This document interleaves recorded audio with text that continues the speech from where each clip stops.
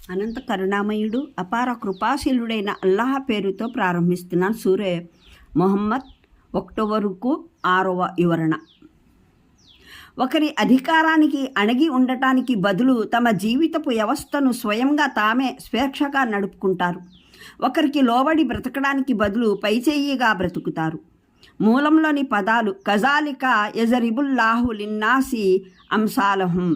ఈ విధంగా అల్లాహ్ జనులకు వారి వారి స్థితిని సరిగ్గా తెలియజేస్తాడు. ఈ వాక్యానికి శాబ్దిక అనువాదం అయితే ఈ విధంగా అల్లాహ్ జనులకు ఉదాహరణలు ఇస్తాడు అన్నది.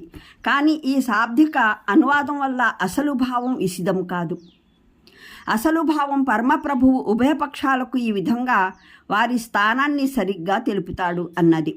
ఒక పక్షం మిథ్యనే అనుసరించాలని పట్టుబడుతూ ఉంది. అందువల్ల అల్లాహ్ అది చేసే సకల కృషి ప్రయత్నాలను నిష్ప్రయోజనం చేసి వేశాడు. రెండవ పక్షం సత్యాన్ని అనుసరిస్తుంది. అందువల్ల అల్లాహ్ దాని చెడుగులను రూపుమాపి పరిశుద్ధపరిచి దాని పరిస్థితుల్ని చక్కబరిచాడు. ఈ ఆయట్లోని పదాల వల్లను ఇది వచ్చిన పూర్వోత్తర సందర్భాన్ని బట్టి కూడా ఒక విషయం అతి స్పష్టంగా జ్యోత్కమవుతోంది. యుద్ధానికి ఆదేశం వచ్చిన తర్వాత యుద్ధం ప్రారంభమయ్యే ముందు ఇది అవతరించింది. తిరస్కారుల్ని మీరు మార్కొన్నప్పుడు అన్న పదాలు ఇంకా మార్కొనడం జరగలేదన్న విషయానికి ఆధారం. అలా జరగకముందే ఈ నిర్దేశన ఇవ్వబడుతుంది. అలా జరిగితే ఏమి చేయాలి అని.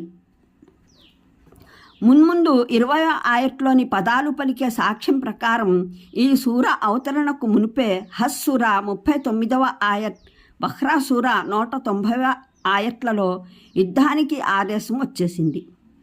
దీనివల్ల అప్పటికే మదీనాలోని మునాఫికులు బలహీన విశ్వాసం గలవారి స్థితి మృత్యువు వారిని ఆవహించినట్లు మారిపోయింది. ఇంతేకాక అన్ఫాల్ సూర 67, 69 ఆయట్లు కూడా ప్రస్తుత ఆయత్ బద్ర్ యుద్ధానికి పూర్వం అవతరించిందని సాక్ష్యమిస్తున్నాయి. అక్కడ ఇలా సెలవీయడం జరిగింది: శత్రువుల్ని నేల మీద బాగా అణగదొక్కనంత వరకు ఒక ప్రవక్త వద్ద ఖైదీలు పట్టుబడటం అతనికి శోభించదు.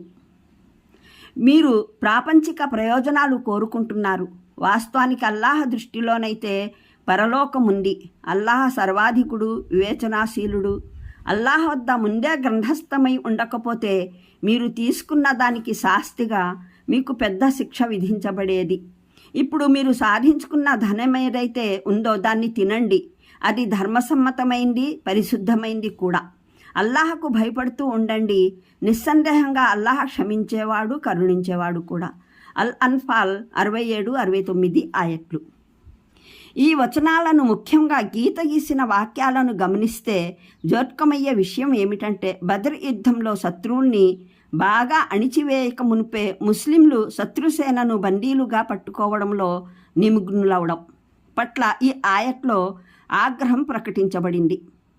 ఇంతకు యుద్ధానికి పూర్వం మొహమ్మద్ సూరాలో వారికి ఇవ్వబడిన నిర్దేశన: మీరు వారిని బాగా అణిచివేసిన తర్వాత ఖైదీలను గట్టిగా బంధించండి. ఆయత్ 4 అన్నది. అయినప్పటికీ మొహమ్మద్ సూరాలోని ఖైదీల నుండి పరిహారం స్వీకరించే అనుమతి కూడా మొత్తం మీద ఇవ్వబడే ఉంది. అందువల్ల బద్ర్ యుద్ధ ఖైదీల నుండి పరిగ్రహించిన సొమ్మును అల్లాహ్ పై ఆయత్లలో హలాల్గా పరిగణించాడు. దాన్ని స్వీకరించినందుకు ముస్లింలను శిక్షించలేదు. అల్లాహ్ వద్ద ముందే గ్రంథస్థమై ఉండకపోతే అన్న పదాలు స్పష్టంగా సూచించే దాన్ని బట్టి ఈ సంఘటనకు పూర్వమే పరిహారం గ్రహించే అనుమతినిస్తూ ఫర్మానా దివ్య ఖురాన్లో వచ్చి ఉండాలి. మరి ఖురాన్లో మొహమ్మద్ సూరాలోని ఈ ఆయత్ తప్ప మరే ఆయత్లోనూ ఇటువంటి ఫర్మానా కానరాదు. అందువల్ల ఈ ఆయత్ పైన పేర్కొన్న అన్ఫాల్ సూరా ఆయత్కు పూర్వమే అవతరించిందన్న విషయాన్ని అంగీకరించవలసి ఉంటుంది. మరిన్ని వివరాలకు చూడండి ఖురాన్ అవగాహనం సంపుటి 3, అల్ అన్ఫాల్ పాదసూచి 49. ఇది దివ్య ఖురాన్లో యుద్ధ శాసనాలను గురించి ప్రారంభ ఆదేశాలు ఇవ్వబడిన తొలి ఆయత్.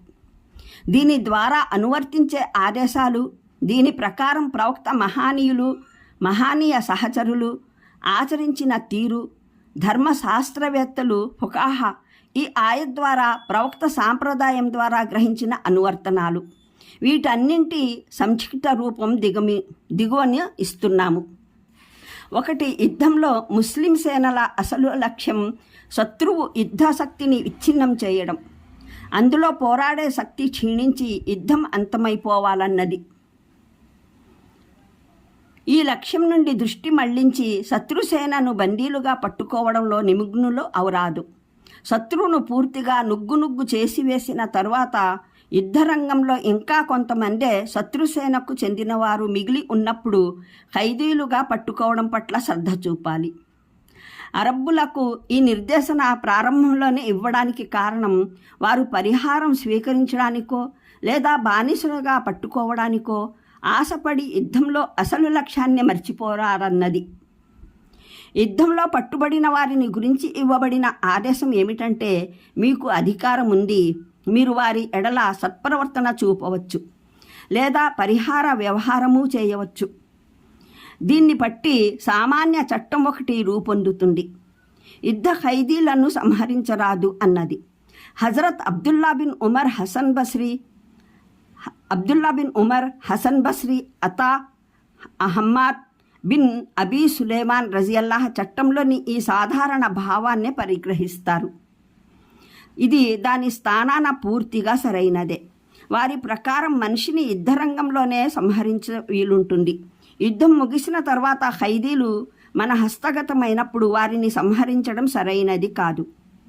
ఇబ్ను జరీర్, అబూబకర్ జస్సాస్ ఉల్లేఖనం ప్రకారం హజ్జాజ్ బిన్ యూసుఫ్ యుద్ధ ఖైదీలలో ఒక ఖైదీని హజరత్ అబ్దుల్లా బిన్ ఉమర్ రజియల్లాహకు అప్పజెప్పారు. అతన్ని సంహరించమని ఆదేశించారు. ఆయన నిరాకరించారు. ఈ ఆయత్ చదివి బందీగా ఉన్న అవస్థలో సంహరించే ఆదేశం మనకు లేదని నుడివారు. ఇమాం ముహమ్మద్ తన కృతి అస్-సియరల్ కబీర్లోనూ ఒక సంఘటనను ఉల్లేఖించారు.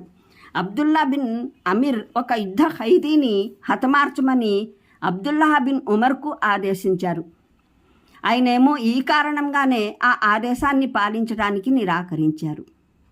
3. అయితే ఈ ఆయట్లో హతమార్చడాన్ని స్పష్టంగా వారించడము జరగనందున మహానీయ ముహమ్మద్ సల్లల్లాహు అలైహి వసల్లం పరమప్రభు ఆదేశానికి ఉద్దేశం ఏదైనా ప్రత్యేక కారణం వల్ల ఇస్లామీయ రాజ్య పరిపాలకుడు ఏ ఖైదీ విషయంలోనైనా లేదా కొందరు ఖైదీల విషయంలోనైనా వారిని హతమార్చడం అవసరమని భావిస్తే అతను అలా చేయగలడు అని భావించారు. దాని ప్రకారమే ఆచరించారు కూడా. ఇది సర్వసాధారణ నియమం కాదు, సర్వసాధారణ నియమంలో ఒక మినహాయింపు. ఈ మినహాయింపును అత్యవసర సందర్భాలలోనే వినియోగించడం జరుగుతుంది. కాగా ప్రవక్త సల్లల్లాహు అలైహి వసల్లం బద్ర్ యుద్ధ ఖైదీలు 70 మందిలో కేవలం ఉక్బా బిన్ అబీ ముఆయ్త్ని, నజర్ బిన్ అల్ హారిస్ని మట్టుకే హతమార్చారు. అలాగే ఉహూద్ యుద్ధ ఖైదీలలో కేవలం అబూ అజ్జా అనే కవిని చంపించారు. కానీ ఖురేజా తాము మహానీయ సఅద్ బిన్ ముఆజ్ తీర్పునకు అప్పగించినందున స్వయంగా వారి మధ్యవర్తి నిర్ణయం ప్రకారం పురుషుల్ని హతమార్చాలని తీర్పు జరగడం వల్ల ఆయన సల్లల్లాహు అలైహి వసల్లం వారిని చంపించారు. ఖైబర్ యుద్ధంలో పట్టుబడి వచ్చిన వారిలో కేవలం కినానా బిన్ అబిల్ హుఖైక్ సంహరించబడ్డాడు. అతను ప్రమాణభంగం చేయడం వల్ల. మక్కా విజయం తర్వాత ఆయన సల్లల్లాహు అలైహి వసల్లం మక్కా వాసులందరిలోనూ కేవలం కొందరు ప్రత్యేక వ్యక్తులను గురించి ఆదేశించారు. వీరు పట్టుబడితే హతమార్చాలని. ఈ వినాయింపులు తప్ప ప్రవక్త శ్రీ సల్లల్లాహు అలైహి వసల్లం సర్వసాధారణంగా అనుసరించిన విధానం యుద్ధ ఖైదీలను సంహరించేదిగా ఎన్నడూ కొనసాగలేదు. ఇదే విధానం సన్మార్గగాములైన ఖలీఫాలు అనుసరించారు. వారి కాలంలోనూ యుద్ధ ఖైదీలను హతమార్చిన ఉదంతాలు చాలా అరుదుగానే దొరుకుతాయి. ప్రతి ఉదంతంలోనూ అలా పరిమార్చడానికి ఏదో ప్రత్యేక కారణము తప్పక దొరుకుతుంది. Hazrat Umar bin Abdul Aziz కూడా తన ఖిలాఫత్